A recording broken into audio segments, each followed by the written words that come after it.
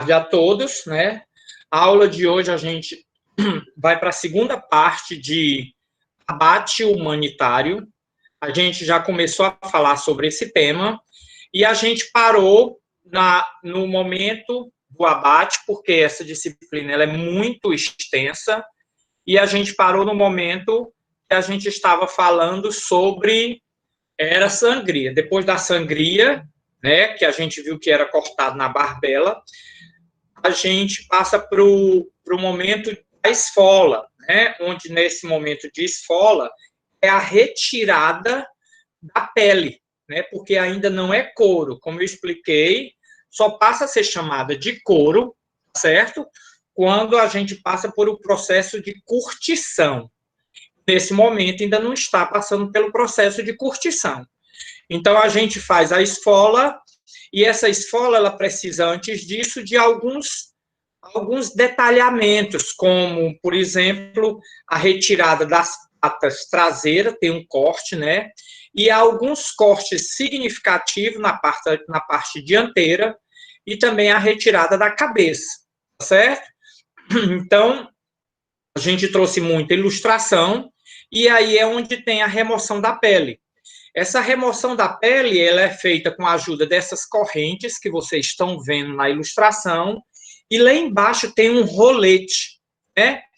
Então, essas correntes, ela tem uns ganchos que são colocadas na parte traseira, lá onde o boi está. Lembra que o boi está empendurado de cabeça para baixo, isso?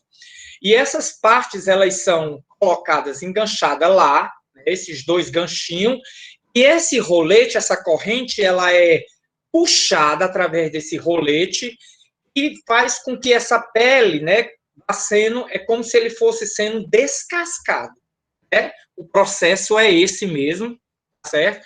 E aí tem um agarrefe, tem um açougueiro, ele fica do lado fazendo algumas aparas, quando dificulta a retirada dessa pele. A gente tem uma outra foto, tá aí, né, ele preparando, fazendo a remoção, e ele fica fazendo essas aparas, tá certo? Então, o rolete fica puxando com essas correntes, e ele vai despelando, e o magarrefe nessa plataforma, ele vai retirando, né, facilitando a remoção dessa pele, né? Depois que é removida a pele, a gente viu no slide anterior, lá atrás desse boi onde está sendo tirada a pele, já tem uma cabeça, então depois é feito a degola desse animal, certo? Para ele ir para o outro momento, certo? O outro momento, a gente já viu, a gente passou por várias etapas, a última foi a sangria e agora o processo de esfola e remoção da cabeça. O outro momento é a serragem do peito. Lembrando para vocês que a gente ainda vai falar sobre a estrutura de uma indústria frigorífica, tá certo? Então, a gente vai ver todos esses cuidados que devem ter com esse equipamento. Você está vendo aí o açougueiro, né, com uma serra elétrica, tá certo? É esse material que vocês veem ao redor sendo utilizado, isso passa por processo de higienização o tempo todo. Quando ele faz o corte de um boi desse, né, de uma carcaça dessa, ele está abrindo, serrando ao meio, certo? Para ficar em duas partes essa carcaça. Quando ele faz esse corte, esse maquinário, quando termina ele vai para dentro de um higienizador. Um tanque que tem na lateral, normalmente na parte superior, onde fica a plataforma que ele está, aí ele fica trocando essa serra. Então, esses higienizadores, esses tanques higienizadores, né, a gente vai ver lá na frente, ele tem uma água clorada que fica sendo trocada a cada momento, tá certo? Então, tudo isso é muito bem higienizado. Lembrando que ainda não foi feita a parte da evisceração. E essa serragem é exatamente para passar para o próximo passo, né? O próximo passo nada mais é do que a evisceração, tá? As carcaças dos animais são abertas manualmente com facas ou com serras elétricas. É permitido o uso de facas? Sim. Essas facas também permanecem nos higienizadores. Muito comum nessas plataformas onde estão esses açougueiros ter tanques higienizadores com suporte para colocar esses utensílios, né? Faca, goifa. A gente vai ver, vai conhecer também quais são os utilizados, né? O que é essa evisceração? É a retirada das vísceras, né? A gente, infelizmente, não tem um açougue para visitar, mas nada mais é do que você abrir a carcaça e tirar boa parte desse material, né, que está dentro, não faz parte da musculatura do animal que foi abatido. Então, são retirados as pélvicas, né? É retirada a parte dos úberes, né? São retirados as vísceras dos abdômenes, os intestinos, o estômago, bexiga. Então, quando esse animal é aberto, certo? Então, a gente tem essa evisceração. Aí dá para ver nitidamente, né, esse animal sendo aberto e todo esse material sendo retirado, né? Então, aí dá para ver que tem o esôfago, que tem o intestino, e essa serração que aconteceu anteriormente, ela tem que ser muito cautelosa, tem que ser com alguém com uma HF que tenha bastante experiência, porque ele pode muito bem errar esse serrote e romper alguma dessas partes das vísceras, fazendo com que haja uma grande quantidade de contaminação de micro-organismos, né? Porque a gente sabe que, apesar desse animal ter ficado 24 horas com hidratação, né, com só bebendo água, ainda há resquícios de alimento nesse estômago, nessas vísceras, né, na bexiga, a urina. Então, tem que ter muito cuidado nessa evisceração. Observem aí, essa foto é muito legal, né, dá para ver nitidamente essa parte onde ele foi serrado e esse material é recolhido. Essa parte que está circular, toda ela é essa parte que é viscerada. Vem estômago e tudo mais, tá certo? Então, fica só a parte muscular, que passa a ser chamada de carcaça, tá certo? E aí, a gente já ouviu que esse material, ele vai para onde? Esse material que foi retirado, e vai para um setor chamado de graxaria. E lá acontece separações, né? Separação de intestino, de estômago, esôfago. Por quê? Porque cada um desses compostos, né, cada um desses componentes, eles vão ser direcionados para algum lugar. Por exemplo, o intestino ele pode ser muito bem utilizado para ser invólucro de salsicha, invólucro de esôfago pode ser utilizado, né, para ser invólucro de mortadela, né?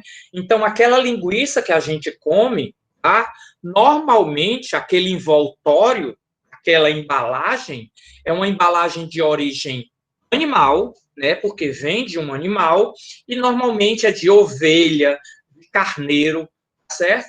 Então, quando você estiver comendo uma linguiça, se vê aquela pelezinha, pode ter certeza que é um intestino, né? Só tem de origem animal? Não, pode ser utilizado de origem vegetal, como celulose, né? E pode, inclusive, ser também de origem sintética, né? Pode ser de plástico que você realmente tira. Por exemplo, a de salsicha, ela é de plástico, né, de origem sintética, e quando chega lá na frente é retirada. Quando a gente for falar sobre salsicha, eu vou enviar um vídeo de como se faz salsicha para vocês, né? Então, esse material que foi eviscerado, ele é direcionado para graxaria, tá certo? Depois disso, esse animal, ou essas carcaças que continuam, né? Lembrem-se, elas continuam dependuradas, né? Então, elas passam a receber cortes específicos, né? São retiradas as vísceras, as carcaças são serradas de ponta a ponta, ou seja, longitudinalmente, né? Elas são separadas em duas partes. E essas meias carcaças, elas começam a passar por um processo de limpeza, tá certo? E esse processo de limpeza, normalmente a gente vai ver muito, esse nome é chamado de toalhete, tá certo?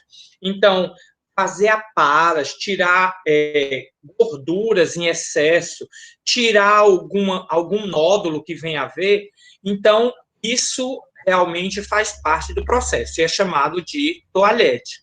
Então, vocês estão vendo aí a pessoa já fazendo esse corte da carcaça, e daí ela começa a ser direcionada, tá? Então, isso não é mais parte do abate. A gente sabe que o abate vai até o processo de sangria, mas é uma sequência onde a gente pode dizer que é, como é que eu posso dizer assim, que esse material está sendo direcionado para o frigorífico para ele passar pela rigidez cadavérica. Lembra que essa temperatura ainda é uma temperatura amena, uma temperatura ambiente. Essa carne não está refrigerada. Então, isso é um processo muito rápido. A sangria, a esfola, a evisceração, até chegar esse momento. Então, esse corte das carcaças, certo? Eles são feitos, né, de uma forma onde fique a metade, né, de cada carcaça inteira, a gente chama duas meias carcaças. Aí a gente tem mais ilustração. Como eu tinha prometido para vocês, eu trago muita ilustração nessas duas aulas, porque é interessante que a gente veja esse processo passo a passo. Então, aí nós temos mais cortes dessas carcaças, certo? E aí a gente tem, depois que essas carcaças são cortadas, lembre, elas estão empenduradas, né? E é um trilho que fica correndo em todo a indústria frigorífica, né? Essa carcaça ela vai se deslocando através das plataformas, onde cada local que ela chega tem uma pessoa responsável para fazer por isso, fazer algo nessa carcaça, né? Depois disso, elas são refrigeradas para diminuir a possível contaminação microbiológica, né? E para manter a conservação. Então, para reduzir a temperatura interna para menos de 7 graus, elas são resfriadas em câmaras frias, com temperaturas de 4 a 10 graus, né? O tempo normalmente são 24 horas. Aqui diz um período entre 24 e 48, mas normalmente são 24 horas, tá certo? Lembrando que essa carcaça, eu acho que eu já expliquei isso para vocês, ela, se for numa indústria de grande porte, ela continua nesse trilho, certo? E ela vai, né? Se vocês observarem aqui a setinha, esse trilho, ele tem um caminho e ele vai sendo deslocado, tá certo? Durante 24 horas, quando ela entrar dentro da câmara frigorífica, ela vai estar se deslocando, essa carcaça, durante um período de 4 horas. Então, ela entra por um local, um acesso, e o outro acesso, quando ela sair, ela tem passado exatamente 24 horas nesse processo de refrigeração. Aí, mais um exemplo, né? Aí, essa foto a gente vê que ela é bem bonita, tá certo? Lá atrás dá para a gente ver, perceber nitidamente, ó, todas as meias carcaças distribuídas, e aqui tem uma curva, e aí continua, né? Então, se tem esse espaço, normalmente está dividido por lote, né? A partir daí, a gente já não começa mais a ter nojo da carne, a gente já começa a achar bonito o bife, já quer usufruir dele, né? Então, tem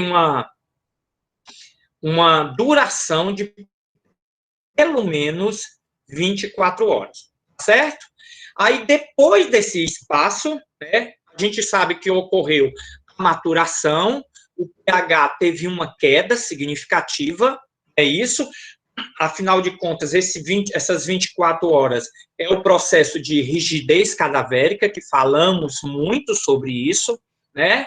E aí, quando ela sai do outro lado, a gente começa a fazer o corte das desossas, as específicas, né?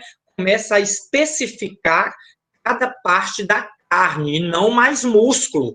Afinal de contas, já passou pelo processo de cortes, né?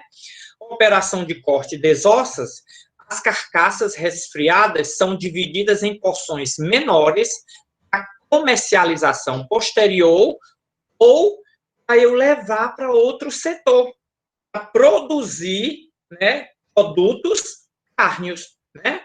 Eu posso muito bem separar essa carcaça para que eu possa ou separar esses pedaços nobres de carne, que eles podem ser vendidos, mas também eu posso separar esse material para fazer mortadela, fazer salsicha, para fazer hambúrguer, né, para fazer inúmeros carne de lata, tá certo?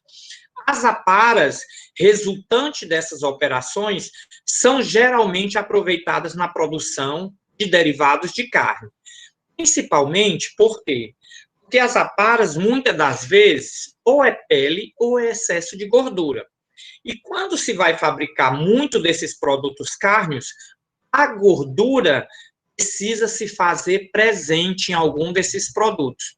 Se nós fôssemos fabricar hambúrguer, vocês iam ver que eu ia precisar, no meio da carne que eu compro, eu preciso comprar uma parte que tenha gordura, porque a gordura auxilia na qualidade do hambúrguer, tá certo?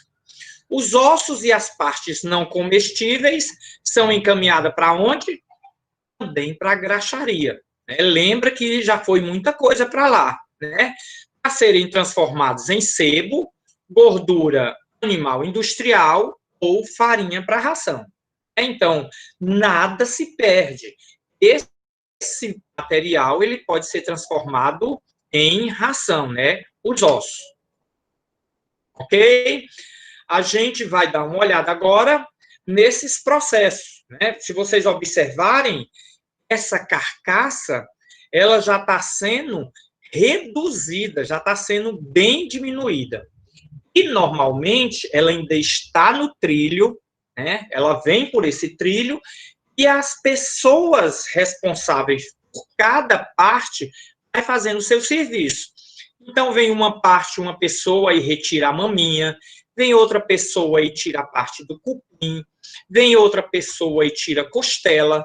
Então, são funcionários específicos. Lembrando que esse material utilizado, né, as facas utilizadas, são constantemente higienizadas, né?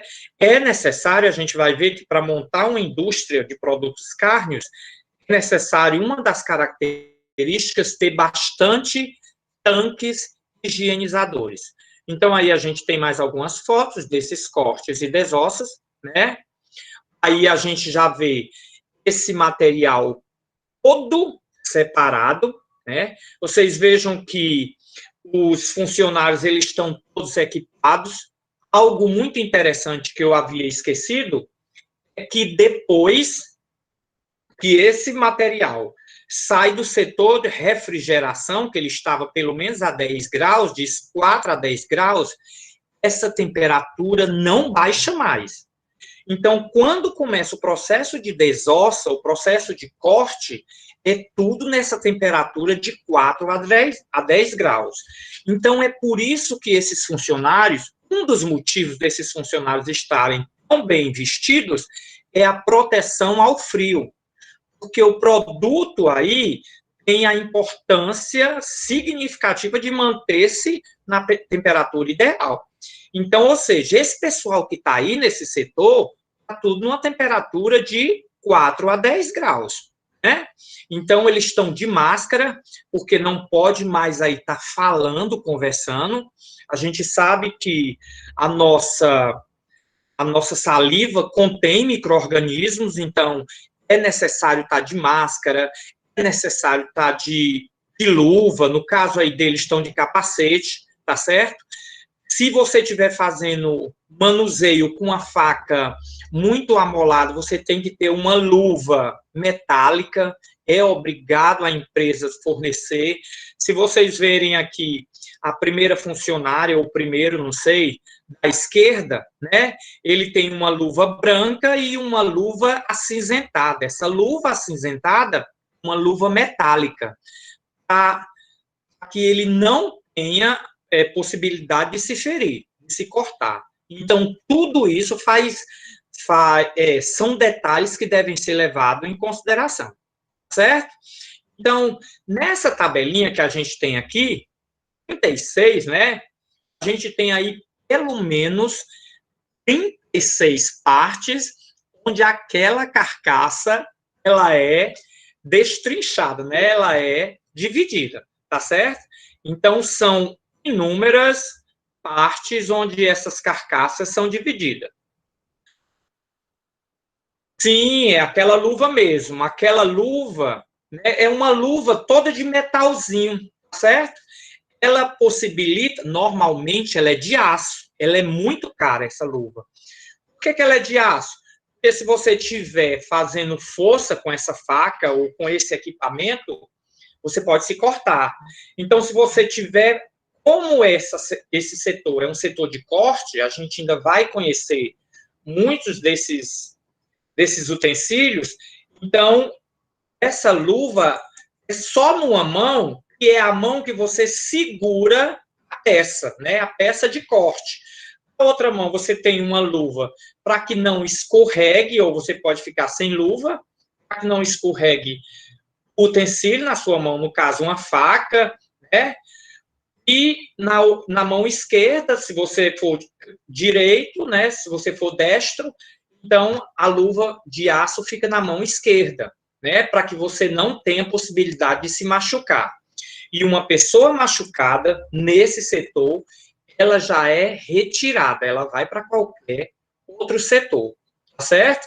Então aqui nós temos algumas dessas peças, né? A gente tem aí inserção da cauda, tem garupa, tem a parte que é chamada de anca, tá certo? Tem uma parte chamada de dorso, né? Se a gente olhar 34 lá, o número 34 é vassoura. É vassoura, onde é que é essa vassoura? Então, a gente vai conhecer, né, quais são essas partes. Então, a partir de agora, esse slide é único e exclusivamente para mostrar cada parte, né? Então, aí é a garupa, né? Certo? O número 3, normalmente, é a coxa, então é chamado de coxa essa parte, certo? O número 4 é a anca, né? Nós estamos falando da carcaça, não é da peça depois que é cortada, tá certo? O flanco, essa parte número 5. A parte número 6 é o lombo. Então, quando você comprar lombo para fazer um cozido, é daí que vem, tá certo? O dorso é a parte número 7, tá? Aí, quando você comprar cupim para fazer churrasco, que é uma carne muito boa, você já vai saber que é dali, certo? Em seguida tem o pescoço, ok? Número 10 é a parte do chifre, que, como a gente disse, tudo é utilizável, né? Depois a gente tem a marrafa, que é essa parte próxima à fronte, a próxima parte é a fronte, certo? A gente tem orelha, tem pessoas que realmente faz algumas iguarias exóticas com a orelha do boi, certo? Tem a chanfra, que é essa parte pertinho das narinas, certo? A ganacha é na lateral, onde mais ou menos tem o rosto, tá? A barbela, essa 16, é onde é efetuado o corte, aquele corte da sangria. Aí a gente tem a paleta, tá? Aí na frente a gente tem o peito, então quando você chegar no frigorífico para comprar peito, foi daí que foi comprado, né? Nós temos chamado essa parte de braço, apesar dele ser um quadrúpede, tem essa parte chamada de braço, de antebraço, tá certo? É realmente o que está na legislação. nós temos um joelho, aí como é que vai entender, né? Braço, antebraço e joelho. Joelho está junto com braço e antebraço, mas fazer o quê? É o boi, não é a gente, tá certo? Então, nós também temos aí o boleto, tá? Aí nós temos aí um outro pertinho do casco, que é chamado de quartela, tá certo? E aí vocês vão conhecendo todas as partes. Aí nós temos o costado, que é onde normalmente se tira as costelas, aquela parte da costela. O prepúcio é onde tem a área sexual do animal, certo? Bainha é uma parte próxima ao prepúcio, tá? Aí atrás a gente tem a perna, ou seja, lá da frente é chamada de braço e a de trás é chamada de perna, tá? Nós temos aí o jarrete, temos o culote, desse culote também é retirado uma parte para venda de músculos, normalmente a parte traseira, tá? Aí nós temos a cauda, e a 34 nós temos a vassoura, tá certo? Então, essa vassoura, essa parte aí, ela também é utilizada. Nós temos aí 35 a sobre-unha. Para que essa vassoura é utilizada? Normalmente para a fabricação de pincel de maquiagem, né? Essa pelezinha, esse pelinho, ele pode ser utilizado em pincel de maquiagem. Então, essas são as partes onde, depois que é dividido em duas meias carcaças, são essas partes presentes no boi.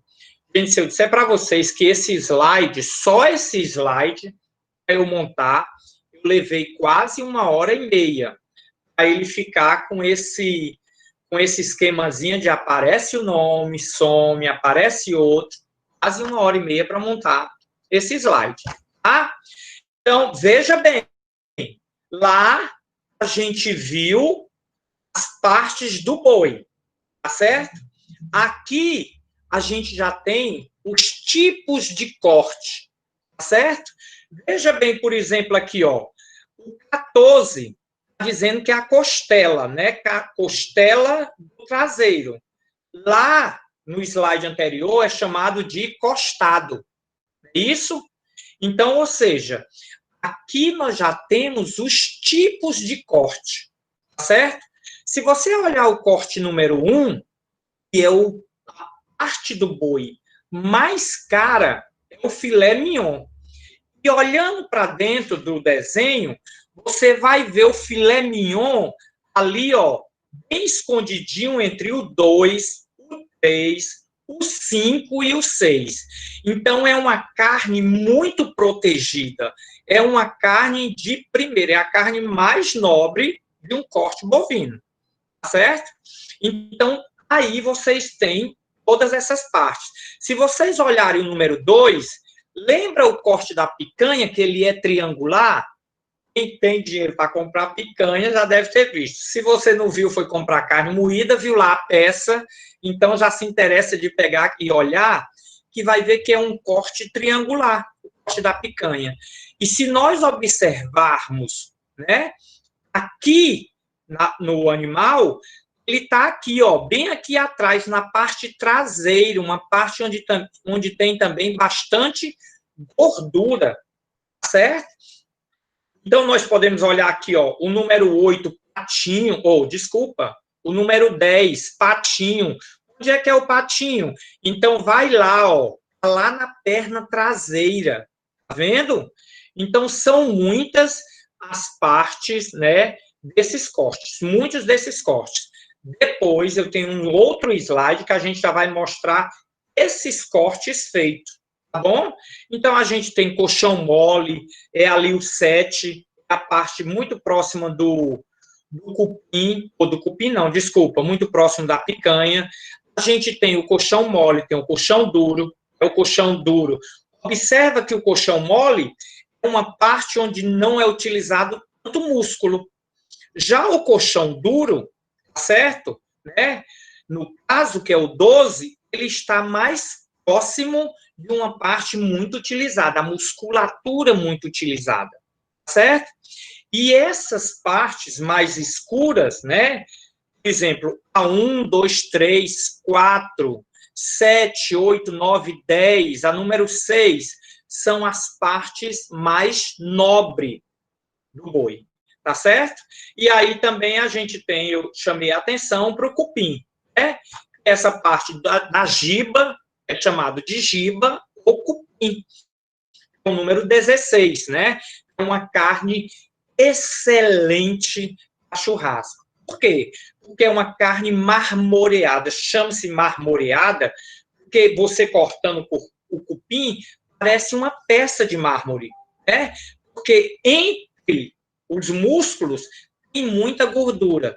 Isso que é tão bom, porque quando você coloca para assar esse cupim, essa gordura ela começa a ser deslocada para dentro do músculo, dando um sabor especial à carne, certo? Então, aí a gente tem alguns tipos de corte utilizado, certo? As carcaças, os cortes e as vísceras comestíveis, após processados, são embalados, né? Então, depois que você faz todos esses cortes, você vai estocar isso em câmaras frigoríficas. Já câmaras tá, com temperaturas abaixo de 18 graus, né? A gente já tem esse material aí em gôndolas, né? Lembrando para você que a gente pode comprar carnes de dois tipos, tanto congelada, mais de dois, desculpa, congelada, in natura ou resfriada, né? In natura se você comprar na mesma hora. Resfriada, aquela que está no frigorífico, né? Dentro lá do freezer. E congelada, ela vai para dentro de câmeras de congelamento, certo? Aqui é para a gente ter uma ideia, nessa tabela, de quanto percentual se tem de carne, né? Digamos que eu pegue um boi de 400 quilos, né? De carne desossada, eu vou ter só 155 quilos de carne. Ou seja, de 100% desses 400 quilos, só 39%, ou seja, 40%, vamos arredondar, só 40% significa carne, certo? O resto tudo é pele, é osso, é couro, são vísceras, tá certo? Então a gente vê um percentual aí. Se você olhar material não comestível, é um percentual muito próximo da quantidade de carne, né? De carne que era músculo e virou carne. Então, se nós observarmos aí, a carne é em torno de 40%, mas o material não comestível, também direcionado para a graxaria, é quase 40%. Então, 80% é de coisa boa, misturado com coisas que não são não são partes nobres a se vender. Né? 9% equivale ao couro, e aí a gente tem outros tipos de detalhamentos. Né? O sangue, para você ver, dos 400 quilos, 3% é sangue, dá em torno de 12 litros de sangue, certo? Esse quadradinho preto é um vídeo, tá bom? Ele está colocado para vocês. Eu não vou mostrá-lo porque eu ainda tenho que falar de outros assuntos. Então, esse vídeo está disponível para vocês, tá certo? Eu coloquei lá para que vocês entendam o que é que esse vídeo tem. Tudo que eu falei do abate humanitário, tá certo? O passo a passo para que vocês entendam. Então, era interessante primeiro eu explicar, para depois vocês verem o vídeo. A gente também vai falar um pouco sobre abate de suínos, né? Assim como de bovinos, ele é realizado por diversas fases. Ele tem algumas diferenças, algumas peculiaridades, certo? O embarque e o transporte dos suínos para o abatedouros pode acarretar sérios prejuízos ao criador, comprador ao frigorífico, devido à lesão, perda de peso, diminuição na qualidade da carne e perda por morte de animal. Lembra dos defeitos DFE, DFD e PSE. Normalmente o PSE na carne de suínos, certo? Então, isso se deve àquele estresse momentâneo, tá? Qual é a primeira parte do abate de suíno? Eles são levados para o caminhão, ou seja, tem aquele embarcadouro, né? E são levados até o abatedouro, né? E, através de rampas são colocadas, né, em pocilgas, né? Já de bovinos a gente chama de curral, né? Já no caso da recepção dos abates de suíno, eles são chamados de pocilgas de recepção, tá? A gente vai detalhar isso porque ele também tem aquela mesma característica, né, de deixar esses animais sobre hidratação, dar descanso a esses animais, separar por lotes, tá bom? Os animais são inspecionados, separados por lotes de acordo com a sua procedência, e eles ficam lá na pocilga, né? Por um repouso em jejum, só com dieta hídrica, por aproximadamente 24 horas. Para que isso, né? Para diminuir a quantidade de conteúdo estomacal, o que tem lá em 24 horas é liberado, ele bebendo só água, e também para recuperar um pouco o estresse, para que a gente possa ter um aumento do glicogênio, para que esse animal tenha uma rigidez cadavérica correta, certo? Então, depois disso, na pocilga, né, essas pocilgas têm que ser higienizadas toda hora, tá? Vejam aí pela ilustração. Esses animais são conduzidos para o abate por lote. E durante o percurso, eles são lavados com jato de água clorada, que podem ser de cima para baixo, de baixo para cima ou pelas laterais. Então, eles passam por um corredor também, uma seringa que existe no abate bovino, e esses animais também são lavados, né? Já para que eles possam ir para o setor de insensibilização, né? A insensibilização é aquela inconsciência a abater o animal, né? Então, consiste na instantânea e completa inconsciência do suíno antes do abate. E no Brasil, normalmente é feito com choque elétrico. Choque elétrico de alta voltagem, né? Normalmente pode ser nas fossas temporais, ou seja, pode ser aqui como se fosse um choque entre as fontes aqui, né? E mas normalmente eles são colocados dentro de tanques, né? Normalmente eles são colocados dentro de tanques, certo? E levam um choque, tá? E aí esses animais, por isso que muitas vezes eles podem apresentar aquele defeito na carne por esse estresse momentâneo, porque até ele ser insensibilizado, ele continua se mexendo, né? Ele continua se debatendo. Esse choque é normalmente efetuado entre 6 a 10 segundos. Eu vou clicar aqui e vai aparecer algumas setinhas. Essa setinha tem o tempo de 10 segundos, certo? Ou seja,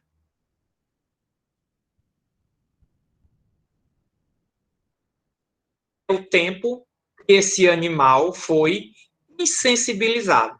Então, esse períodozinho que apareceu, esses raios, né, foi o tempo de 6 a 10 segundos, né? Então, nesse período, esse animal precisa ser insensibilizado, né? Depois, veja como é muito parecido, né? Os animais são dependurados em trilhos, mas eles também, uma grande diferença, é que eles podem ser colocados em bancadas. Essas bancadas, elas são esteiras, né, com vários roletes de ferro, e esses roletes, eles circulam, vários roletezinhos, então, quando eu jogo esse porco em cima, ele sai deslizando, porque esses roletes facilitam o deslocamento desse animal, certo? Então, pode-se ser pendurado, como pode ser colocado também em roletes, ou nessas esteiras com esses roletes, tá certo? Em média, o volume de sangue derramado por esse animal é de 3 litros. Veja bem a diferença. O animal bovino, a gente viu 12 litros, né? No porco, normalmente, você consegue aí retirar aproximadamente 3 litros, certo? Terminada a sangria, os animais passam novamente por um banho de aspersão, né? Ele leva um novo banho, tá certo? Ele foi sangrado, né? Ele foi... Aí terminou a parte do abate e aí começa a preparar esse material para ele ir para a maturação, né? Então, ele é molhado novamente, ele é lavado novamente e ele vai para um setor chamado de escaldagem. Isso não tem no abate de bovinos, tá certo? Esse é o trilho que eu lhe falei, né? Esses roletes, então, pode ser desse jeito. Veja aí que o rapaz da frente, o primeiro rapaz, o açougueiro, ele está fazendo a sangria, né? Ele está fazendo o corte, a degola, certo? E aí esse animal, esses roletes, eles são vazados e esse sangue está caindo embaixo e correndo aqui nesses tanquezinhos da lateral, certo? Então, esse porco, ele está sendo abatido e ele vai por deslocamento. Depois de abatido, sai todo o sangue, né? Ele é lavado, ele passa por uma aspersão, depois ele vai para um tanque de escaldagem. O que é esse tanque de escaldagem? Vejam bem, ó, lá do fundo para cá, né? Ó, veja, o porco, ele já está empendurado. Ele entrou lá atrás, empendurado, ele é jogado dentro desse tanque, esse tanque tem água quente, aproximadamente 65 graus, né? A escaldagem é feita em tanques metálicos, e essa água é renovada constantemente, certo? E para que essa escaldagem? Para facilitar a remoção dos pelos, né? Porque o porco, diferente do bovino, ele não é retirado a pele. A pele fica-se presente, porque a pele é transformada em quê? Em toucinho, que é maravilhoso, que a gente compra para fazer torresmo, é feito bacon, certo? Então, pode muito bem estar presente ali na peça do pernil para se fazer pernis caríssimo, né? Como o Ramones, em torno de R$ 26.000 o quilo, tá certo? O quilo não, desculpe, uma peça de um pernil, tá certo? Então, ele é colocado dentro desse tanque exatamente para isso, porque o porco, né? Ele tem uns pelinhos. Quem tem porco, ou já viu porco de perto, ele tem uns pelinhos, tá certo? E esses pelinhos, eles vão para um processo de queima. Vai ser queimado, tá? Só que para facilitar, ele vai primeiro para um processo de escaldagem. Por quê? A escaldagem abre os poros, facilita a remoção. Vê quando a gente bota a galinha, né, no escaldar, certo? Então, depois disso, é feita a evisceração. Uma abertura neutral da carcaça, que vai do pescoço até a região inguinal, onde tem o umbigo, né? A abertura normalmente é feita com faca, não é feito com serra, porque pode muito bem cortar as vísceras, já que a espessura do porco é bem menor do que a espessura do animal bovino, tá certo? Então, tem que ter muito cuidado para que essa carcaça não seja contaminada, tá certo? É necessário amarrar o ânus e a bexiga desse animal, e as vísceras normalmente são retiradas em operação manual. Isso antigamente. Hoje em dia, trouxe vídeos, não vai ser hoje esse vídeo, eu vou colocar esse vídeo para vocês verem uma automação completa sem a presença de açougueiros, né? Todo o processo todo automatizado, certo? Mas isso não vai ser agora, quando a gente for falar de inovações de tecnologias, certo? E aí, eu abri esse porco, certo? e aí eu dependuro esse porco para eu fazer o quê? Corte, palhete, pesagem e refrigeração, né? As carcaças, do mesmo jeito, são serradas, para ficar 2 meias carcaças, né? É retirada a cabeça e a incisão do torcinho, né? Elas são serradas bem na coluna vertebral, onde aí também é retirada a medula, o cérebro, e todas as partes, essas carcaças, passam por um processo de toalhete, né? A gente está vendo aí a foto da esquerda, o rapaz fazendo toalhete, e a outra foto da direita, esse porco já passado pelo processo de limpeza, sendo direcionado para a câmara frigorífica, tá certo? E aí, a gente a foto maior, para que a gente possa dar uma olhada, né? E aqui, a gente tem também a quantidade, né, de peso, certo? Para a gente ter uma ideia. Se vocês observarem, a presença de carne é muito maior do que a presença de carne no animal bovino, né? Ou seja, de 100% de um porco, a gente está vendo aí que 60% é carne, né? 60, 64. Enquanto no bovino chega no máximo a 39, 40. Então, o animal bovino, o animal suíno, ele dá muito mais lucratividade. Mas as pessoas têm o hábito de não comer tanto carne de porco, por muitas crenças, algum medo, tem a história de que é reimoso, então é uma carne até mais barata, porque nós brasileiros não temos o hábito, né? Aqui a gente tem um vídeo, tá certo? Mais um vídeo. Se vocês verem aí, a gente tem alguns animais separados em lotes, observem, né? Eu vou deixar o vídeo rolar um pouquinho para que vocês possam ver. A gente vai ver o abate aí, quando, ó, né, já a parte onde o porco foi insensibilizado. Vocês vão ver agora, ó, esses que ele está empedurando, ele acabou de tirar de uma piscina, de um tanque, onde esses porcos, eles realmente receberam uma carga elétrica, tá certo? E aí é feito o abate, ó. No caso aí, ele pendurou, olha onde ele come. E aí é retirado o sangue. Tem gente que já deve estar com nojo, né? Mas eu quero que vocês vejam o vídeo, né? Observem agora que ele vai para uma outra rodada de porco, ó. Ele está enchendo o tanque novamente, com vários porcos, né? Então, a gente já vê aí que tem um certo estresse, não pode ter esse estresse todo, mas acontece. Então, é por isso que a carne do porco, né, muitas das vezes, ele tem esse problema, né, da qualidade, desse estresse momentâneo. Ó, é um elevador, ele está descendo, e quando chegar lá embaixo, esses animais vão levar choque. Vocês vão ver eles aí se debatendo. Mas eu não vou deixar o vídeo rolar todo, não. Vou deixar vocês olharem em casa, tá bom?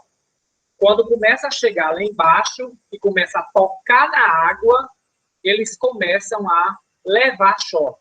Olha, já estão se debatendo e levando choque, tá certo? Então, aí eles estão ficando inconscientes, tá certo? Então, deem uma olhada nesses vídeos, eles são bem interessantes. Eu coloquei lá também, né, um abate incorreto, tá certo? Para que vocês possam olhar.